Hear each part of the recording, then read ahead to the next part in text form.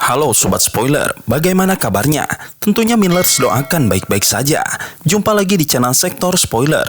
Pada video kali ini, Millers akan bahas kelanjutan cerita dari Donghua series Swallowed Star episode 169. Sedikit disclaimer, alur cerita dari Donghua ini terdapat perbedaan cerita dan penyesuaian dari novel ke video Donghua aslinya. Untuk itu, jika ada perbedaan alur cerita, tokoh ataupun latar tempatnya harap dimaklumi.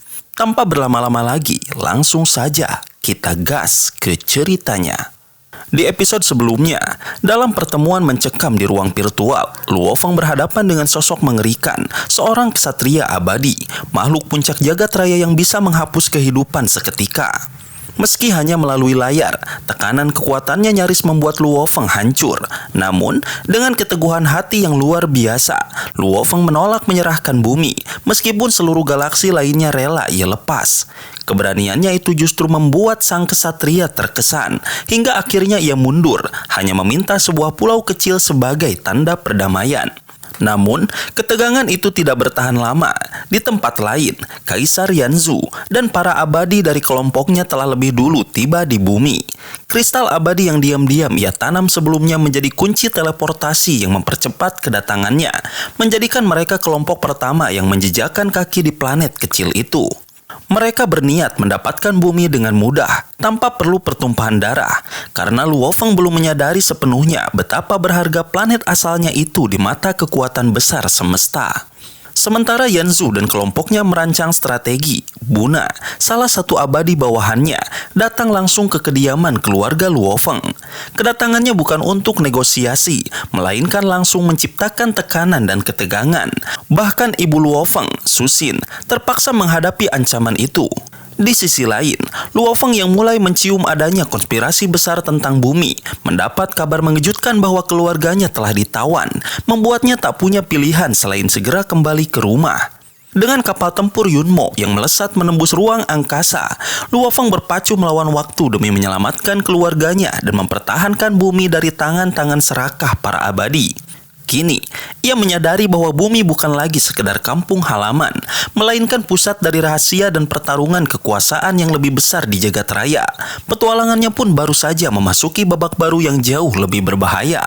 Luo Feng dan Dilan melesat menembus atmosfer. Tubuh mereka berubah menjadi seberkas cahaya yang tajam hingga akhirnya tiba di udara, tepat di atas kediaman Luo Feng. Namun, pemandangan yang menanti mereka jauh dari biasa. Di kejauhan, ia segera melihat seorang abadi berdiri dengan tenang. Sosoknya tinggi, kokoh dan penuh wibawa. Di sampingnya, terikat dan tak berdaya, adalah Susin, istri Luo Feng. Meski terbelenggu, mata Susin berbinar, memancarkan rasa lega bercampur kecemasan begitu melihat suaminya datang. Beberapa makhluk abadi lain yang berkumpul di sekitar kediaman itu pun tampak bersorak dalam hati saat Luo Feng tiba. Sorot mata mereka tak bisa menyembunyikan kegembiraan dan rasa hormat. Bahkan di tengah situasi menegangkan, kehadiran Luo Feng jelas menjadi pusat perhatian. Sosok abadi itu adalah Buna, pejabat tingkat tinggi yang dikenal dengan sebutan pembakar hati. Ia memperlihatkan senyum ramah, seakan apa yang terjadi hanyalah pertemuan biasa. Buna kemudian melepaskan Susin, membiarkannya bebas terbang kembali ke tanah tanpa terluka. Namun Luo Feng tidak tinggal diam. Dalam diam, ia mengerahkan kekuatan tubuh Mosa yang tersembunyi di dalam cincin dunia miliknya. Dengan cerdik, ia segera memindahkan keluarganya, termasuk kedua orang tuanya dan semua anggota keluarga serta para penguasa sektor ke dalam dunia internal cincin itu. Tempat yang aman dan tersembunyi. Tidak ada yang menyadari bahwa kediaman Luo Feng kini telah kosong dari semua orang yang ia sayangi.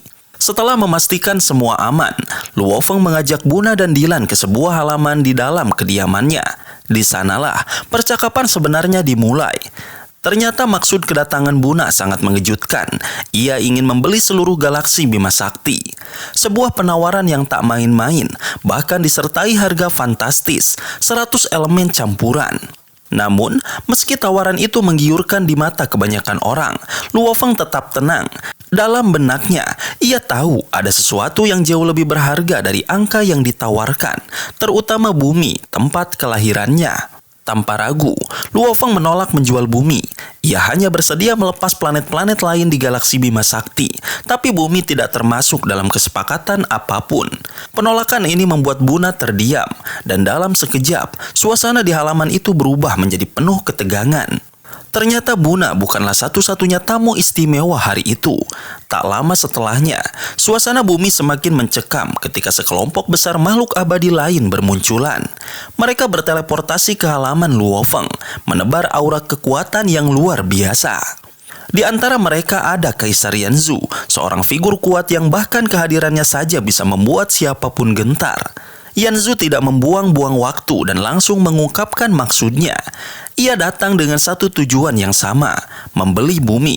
Bedanya, ia menawarkan harga yang jauh lebih tinggi dari Buna. Tawaran awalnya mencapai 100 juta elemen campuran. Namun Luo Feng tetap pada pendiriannya, menolak menjual rumahnya berapapun harga yang ditawarkan. Ketegangan semakin memuncak saat Yanzu menaikkan tawarannya hingga angka yang sulit dipercaya, 1 miliar elemen campuran. Jumlah ini cukup untuk membuat seorang kaisar abadi hidup bergelimang kekayaan.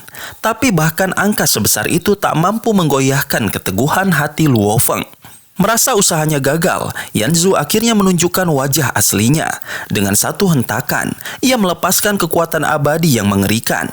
Seluruh bumi diselimuti energi dunia miliknya. Dalam sekejap, seluruh umat manusia dari berbagai negara dan penjuru dunia disedot dan dipindahkan ke dalam cincin dunianya. Bumi pun seketika menjadi planet kosong tak berpenghuni. Melihat bumi dalam keadaan sunyi dan kosong, Luo Feng terkejut dan marah. Yanzu lantas menyodorkan 2 pilihan ke hadapannya. Pilihan pertama, menjual bumi dan menerima 1 miliar elemen campuran serta membebaskan umat manusia. Pilihan kedua, menolak dan seluruh umat manusia yang telah ditahan dalam dunia milik Yanzu akan dimusnahkan. Situasi menjadi semakin gawat dan Luo Feng dihadapkan pada keputusan paling berat dalam hidupnya. Di halaman yang telah hancur itu, Yanzu berdiri tegap memandang Luo Feng dengan tatapan dingin dan angkuh. Di belakangnya, berdiri barisan kekuatan yang mencengangkan, 5 petarung tingkat kaisar dan 12 petarung tingkat resmi. Dalam situasi ini, Luo Feng jelas sangat terpojok. Bahkan Dilan, pengawalnya, nyaris tidak memiliki kekuatan yang bisa diandalkan untuk menghadapi salah satu dari mereka. Luo Feng sadar betul bahwa inilah hukum rimba sejati, yang kuat memangsa yang lemah. Situasi yang ia hadapi hari itu menegaskan kenyataan pahit tersebut. Ia dipaksa untuk tetap tenang, meski di dalam hatinya amarah membara, dan dengan cermat merencanakan langkah berikutnya. Ia memahami dari sudut pandang Yanzu, dirinya hanya seorang jenius dari ras aborigin yang tidak lebih dari sekedar pion.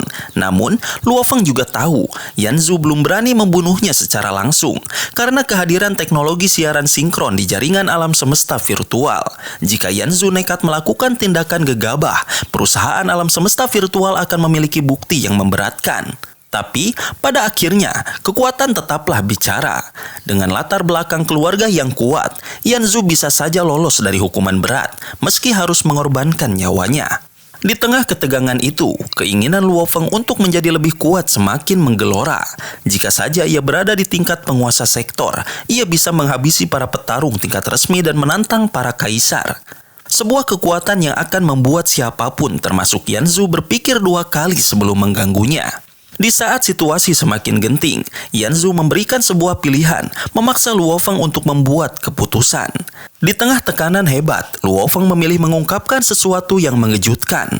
Bahwa sebelumnya, seorang kesatria abadi dari dojo kapak besar telah menemuinya dan mencoba membeli galaksi Bima Sakti. Meski awalnya ia menolak, tekanan sang kesatria abadi terlalu kuat hingga akhirnya ia menyerah. Pengakuan itu mengejutkan semua orang yang hadir, termasuk Yanzu dan para petarungnya. Namun, Yanzu menuduh Luo Feng berbohong. Sebab ia tak menemukan bukti transaksi di sistem jaringan alam semesta virtual.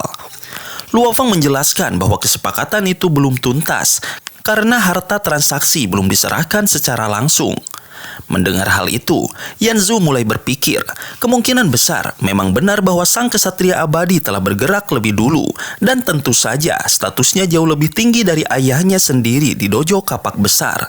Namun bagi Yanzu, rencana harus tetap berjalan. Dengan licik ia berniat mengambil hak atas bumi lebih dulu. lalu mengakali segala persoalan jika nanti sang kesatria abadi datang menuntut. Di tengah percakapan yang memanas, Luo Feng kembali disudutkan oleh ancaman licik Yanzu. Yanzu tidak akan mengotori tangannya sendiri untuk membunuh Luo Feng karena ia memiliki budak jiwa abadi yang bisa melakukannya. Bahkan jika pembunuhan itu direkam oleh jaringan alam semesta virtual, tidak akan ada bukti yang mengarah kepadanya. Ancaman itu sangat nyata. Begitu Luo Feng mati, hak atas galaksi Bima Sakti akan diwariskan ke putranya. Dan Yanzu sudah memiliki rencana bagaimana memaksakan kehendaknya atas sang pewaris. Namun Luo Feng tidak tinggal diam. Diam-diam ia mengirim kesadarannya masuk ke jaringan alam semesta virtual. Di sana, ia menulis surat darurat untuk 9 kesatria pedang, sosok yang berpengaruh dalam perusahaan alam semesta virtual. Dalam surat itu, ia memohon bantuan dan mengungkapkan tekanan yang ia alami di bumi oleh Yanzu dan para pengikutnya. Luo Feng sadar, begitu surat itu diterima, benturan besar antara dojo kapak besar dan perusahaan alam semesta virtual tak terelakkan. Meskipun telah mengirimkan surat itu, Luo Feng tetap harus berpura-pura bernegosiasi dengan Yanzu, mencoba mengulur waktu. Yanzu yang merasa mulai mengendalikan situasi, mendesak Luo Feng untuk segera menyerahkan hak atas galaksi. Jika tidak, kematianlah yang menantinya dan kehancuran bagi umat manusia di bumi. Namun sebelum keputusan diambil, sebuah kekuatan luar biasa tiba-tiba menyapu seluruh planet. Aura abadi yang sangat kuat membuat semua orang terdiam. Teleportasi pun terjadi. Dan dari pusaran energi itu muncul sosok tinggi besar dengan 2 tanduk merah di dahinya. Sisik-sisik perak menghiasi lengan dan tubuhnya yang kokoh, sementara baju besi hitam berdarah membungkus tubuhnya dengan aura mengerikan. Sosok ini bukanlah petarung biasa. Ia adalah kaisar yang haus darah, salah satu makhluk terkuat dari ras Nakameng. Hanya dengan berdiri, ia telah menekan kehadiran Yanzu dan pasukannya. Ketegangan di halaman yang porak-poranda itu mencapai puncaknya. Sebuah pertarungan kekuatan, keberanian dan takdir baru akan segera dimulai. Klan Nakameng dikenal sebagai salah satu ras manusia yang paling kuat di alam semesta. Meskipun jumlah mereka tidak banyak, keahlian mereka dalam pertempuran sudah tidak diragukan lagi. Di antara mereka, ada 3 makhluk absolut yang paling ditakuti, dan salah satunya adalah Kaisar Haus Darah. Reputasinya sebagai pembantai yang haus akan kekuatan bahkan melampaui nama gurunya sendiri, Kaisar Truyan. Di tengah ketegangan yang mencekam, Kaisar Haus Darah muncul dengan auranya yang luar biasa menekan. Tatapan mata emasnya menyapu seluruh area, membuat 6 kaisar yang telah mengepung Luo Feng terdiam dalam ketakutan. Saat matanya tertuju pada Luo Feng, sebuah senyum tipis terukir di wajahnya. Luo Feng, yang sebelumnya sudah berada dalam keadaan terdesak, tak bisa menyembunyikan keterkejutannya. Kehadiran senior ketiganya di saat genting seperti ini seolah menjadi secerca harapan di tengah kehancuran. Tak jauh dari sana, Dylan sang pengawal menjelaskan melalui komunikasi mental bahwa kedatangan Kaisar Haus Darah bukanlah kebetulan. Sang Grandmaster telah menyiapkan segalanya, bahkan sebelumnya sudah menitipkan penanda khusus padanya untuk memanggil bantuan jika keadaan menjadi terlalu berbahaya. Kaisar Haus Darah memastikan kepada Luo Feng bahwa dirinya telah menyiapkan langkah lain untuk melindunginya. Ia telah meminta bantuan dari Kaisar Dinding Besi, yang kini tengah menunggu di titik teleportasi ke-9 di wilayah primal, siap membantu kapanpun dibutuhkan. Namun, suasana kembali memanas ketika Kaisar Yanzu dan 5 kaisar lainnya menghadang. Mereka tak terima begitu saja kehadiran Kaisar Haus Darah yang mencoba menggagalkan misi mereka. Ketegangan pun berubah menjadi pertarungan kekuatan yang menegangkan. Kaisar Haus Darah berdiri sendirian, namun ketegasan dan keyakinannya tak tergoyahkan menghadapi 6 kaisar yang siap menyerang kapan saja. Ancaman terbuka terlontar dari kedua belah pihak. Yanzu bahkan dengan jelas menyatakan bahwa dirinya memiliki kartu trup yang bisa digunakan kapan saja. Sebuah kekuatan yang bisa membuat tubuh abadi milik Kaisar Haus Darah mengalami luka parah. Di tengah ketegangan itu, Kaisar Haus Darah mencoba melindungi Luo Feng dengan cara memindahkannya ke dalam dunia cincinnya. Namun, ruang di sekitarnya telah dikunci oleh Kaisar Hati Penusuk, salah satu dari 6 kaisar yang menghalangi upaya teleportasi tersebut. Melihat situasi yang semakin genting, Kaisar Haus Darah mengeluarkan sebuah cakram emas raksasa yang seketika melepaskan dua tangan raksasa. Satu tangan meraih Luo Feng dan Dilan, sementara tangan lainnya membentuk perisai untuk melindungi mereka dari serangan musuh. Dalam sekejap, kedua tangan emas itu menghilang dan Luo Feng pun berhasil diamankan ke dalam kapal cakram emas. Tanpa membuang waktu, kapal itu melesat menembus langit, berusaha kabur dari pengejaran para kaisar. Namun musuh tidak tinggal diam. 12 petarung tingkat resmi segera meluncur mengejar kapal tersebut. Sementara Yanzu memerintahkan agar mereka menggunakan teknik jiwa untuk menembus pertahanan kapal dan merebut kembali Luo Feng. Pertarungan besar pun pecah di ruang angkasa. Kaisar Haus Darah yang marah tak tinggal diam dan langsung bergabung dalam pertempuran sengit, mencoba menahan para pengejarnya agar kapal yang membawa Luo Feng bisa lolos. Sementara itu, di dalam dunia virtual, Luo Feng yang berada di pila pribadinya menanti dengan cemas. Tiba-tiba suara Babata, asisten virtualnya, memecah keheningan. Kesatria 9 pedang, salah satu kekuatan besar di perusahaan alam semesta virtual, menghubunginya secara langsung. Mendengar situasinya, sang kesatria segera merespon dengan mengerahkan pasukannya. Di tempat lain, dalam istana megah milik Kesatria 9 pedang, suasana dipenuhi oleh aura kematian yang mencekam. Puluhan kaisar dan ribuan kematian tingkat resmi berdiri bersiap, menanti perintah. Saat perintah keluar, mereka langsung bergerak. Tujuan mereka hanya satu, melindungi Luo Feng. Dalam hitungan detik, pasukan besar ini berpencar di seluruh penjuru alam semesta, melakukan teleportasi dari satu titik ke titik lainnya. Semuanya menuju satu tempat, titik teleportasi ke-9, di mana Kaisar Dinding Besi telah menunggu, siap untuk bersama-sama menerobos ke bumi. Di saat yang sama, pertarungan antara Kaisar Haus Darah dan 6 kaisar lainnya pun terus berkecamuk di ruang angkasa. Sementara itu, Luo Feng hanya bisa menunggu dalam diam, berharap bahwa pasukan bantuan itu akan datang tepat waktu. Sobat spoiler, itulah spoiler dari Donghua series Swallowed Star episode 169. Tentunya spoiler ini tidak akan sama persis dengan episode sesungguhnya. Maka dari itu, jika ada kesalahan dalam kata ataupun istilah, serta kekurangan atau kelebihan durasi, harap dimaklumi. Dan jangan lupa untuk mendukung channel ini terus berkembang dengan cara like, share, dan subscribe, supaya kalian gak ketinggalan update terbaru dari channel ini. Terima kasih banyak udah menonton video ini sampai akhir, Sobat Spoiler. Kritik dan saran positifnya silahkan di komentar. Sampai ketemu lagi di video berikutnya. Tetap semangat dan sampai jumpa.